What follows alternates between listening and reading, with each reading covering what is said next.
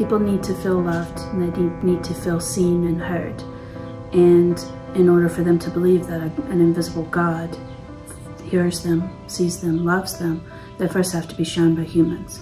And I think as Christians, that's part of our job, is to use our physical being to be God to them and show them that God does see them because we see them. God does love them because we love them. He sends us in his place to get their attention, but also to draw them into him so that they can believe that there's a God that adores them and wants more for them. My goal is not for them to learn the curriculum. My goal is to hear God. So I think I approach teaching very differently than most people, because my first intention is to know the child so that they can feel there's truth in what I say to them. So when I say, God loves you, they'll believe it. But they first have to believe that their teacher cares and wants what's best for them. And then they're open to learning the curriculum and the things that they need to make their life better. I believe that people's physical needs have to be met first before their spiritual needs can be met. And that's what I carry into the school when I teach. I mean, I know I was an unusual child, so not everything worked for me, but I've picked up on what did work for me and tried to implement that with the kids. So for instance, if a child is misbehaving, I try very hard not to embarrass them in front of the class, but rather have private conversations with them.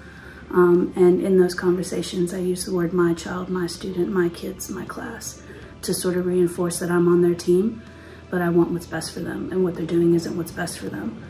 And then if disciplinary actions has to happen, then it has to happen, but they need to be involved in that process and take responsibility for those actions and those decisions. Otherwise, they're not actually learning from it. They're just getting punished. So that's currently my approach, is a much more calm, gentle version of discipline, but hopefully something that lasts more than just in that moment.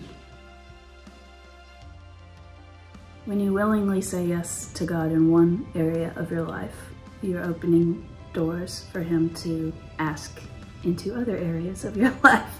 So when you say yes to something as drastic as moving to a country you've never heard of before, then you're pretty much willing to say yes to him digging around and asking and poking and prodding, not to be invasive or not to be mean, because that's not who he is, but to help heal some of that and make you more in line with him and stronger in your faith and in your understanding of him and in your walk with him. It goes hand in hand with serving him. You really can't serve him and not grow in him. It doesn't work. But the growing is not always a fun process, not always an easy process, but it's an incredibly beautiful process. And understanding more of the things that you read about in the Bible, like, you know, he's your father and he's your protector and he's your provider, actually walking that out and having to really live it is transformational in ways that you can't even really explain, to be honest. But the idea of who God is grows exponentially when you do go through that stuff with him. There was 2 weeks, there was a span of 2 weeks where there was no money, there was no food, and there was very little petrol. But we had a conference, a big, massive conference at church one week, and the following week we had school concerts. Those were very important weeks. So I couldn't duck and cover, I couldn't hide. I had to keep going. But he also very strongly said, don't tell, I will provide. So I wasn't in a place where I felt like I could say, hey, I need some help, can you help me out? I had to sit back and listen and obey and keep my mouth shut.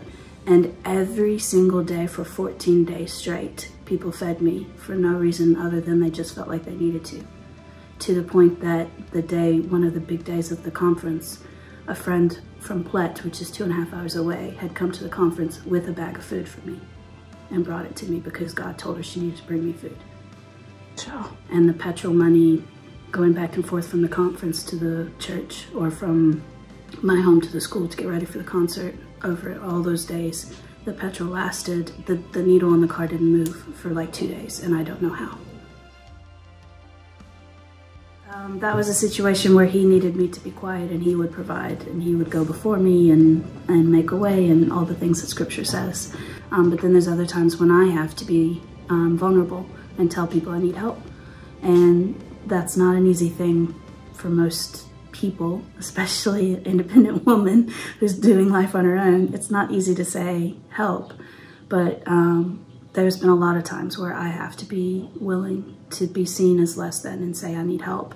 And one situation in particular, I needed new shoes. I had worn through my shoes walking everywhere without a car.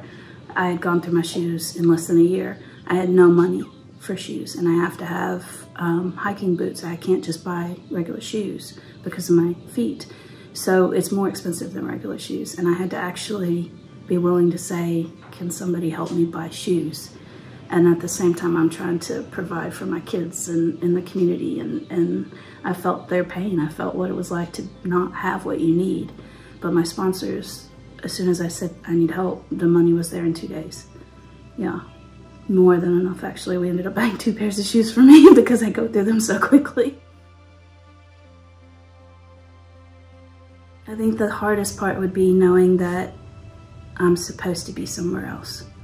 That's just a hard thing to deal with, because if you know you're supposed to be somewhere and you can't, it's like twice as difficult as saying goodbye when you know he said to say goodbye. You know what I'm saying?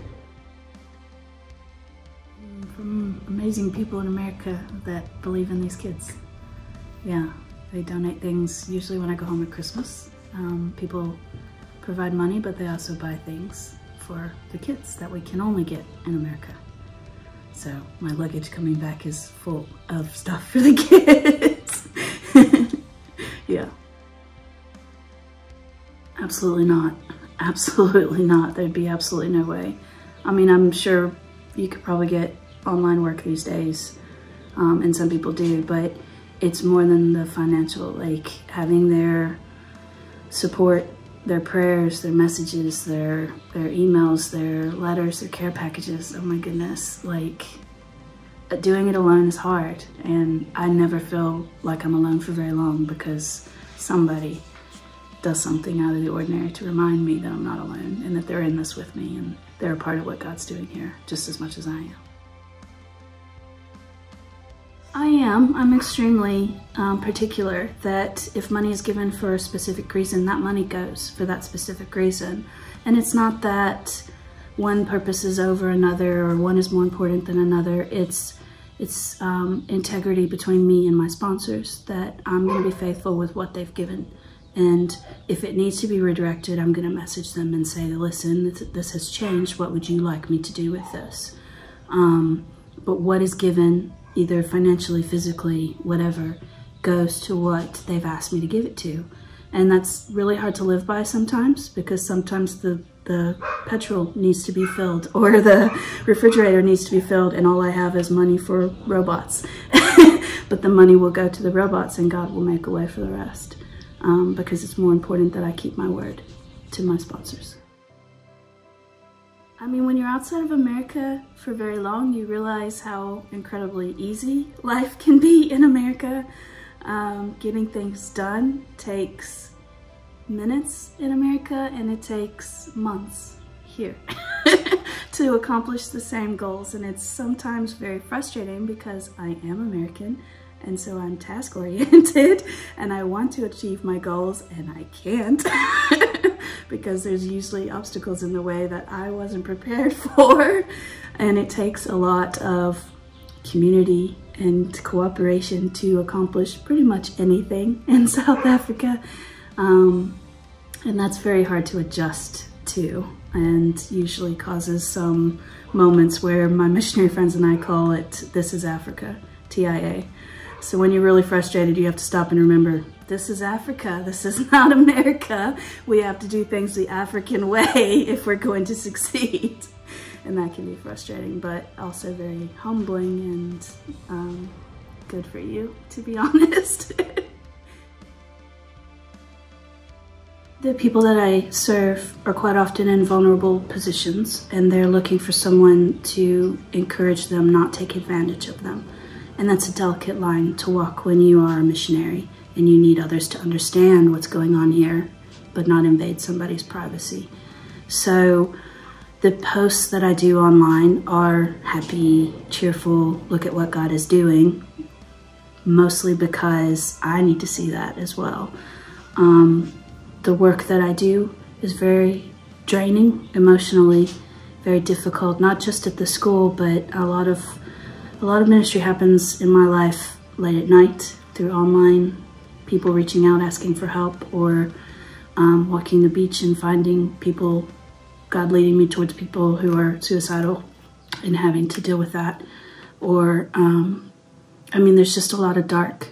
There's a lot of dark in the world. And if you're a light, God tends to direct you towards the dark. And walking that out day after day after day can get very draining. So towards the beginning of my journey here in South Africa, I asked him to show me the beauty because I was losing sight of the beauty in the world that we live in. And even more so now, everything just seems so out of order and chaotic. I have to find him in the madness.